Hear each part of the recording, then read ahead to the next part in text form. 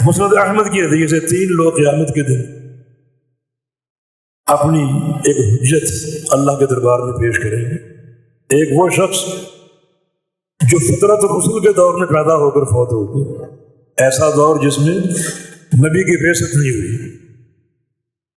عیسیٰ علیہ السلام کے رفع الی السماء سے لے کر نبی علیہ السلام کی بعثت تک تقریباً 600 سال کا دور، یہ فترہ کا دور، اس بیچ کوئی نبی نہیں بھیجا گیا۔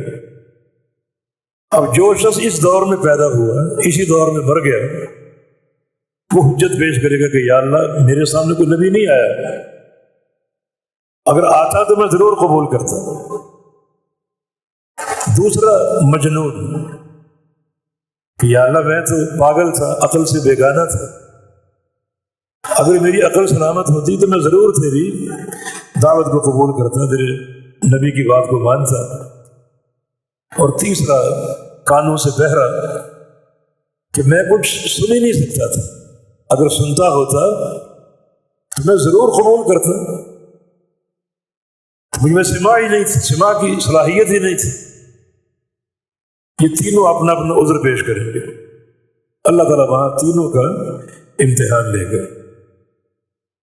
ایک گڑھا آگ کا حاضر کیا جائے گا، اللہ فرمائے گا تینوں اس میں کود جاؤ، تینوں کود جاؤ، کہ تمہاری اطاعت کا امتحان ہے۔ اگر کود جاؤ گے پھر مانا تم سچے ہو، تم دنیا میں بھی اطاعت کر لیتے، اور اگر انکار کرو گے پھر تم جھوٹے ہو، دنیا میں بھی تم اطاعت قبول نہ کرتے۔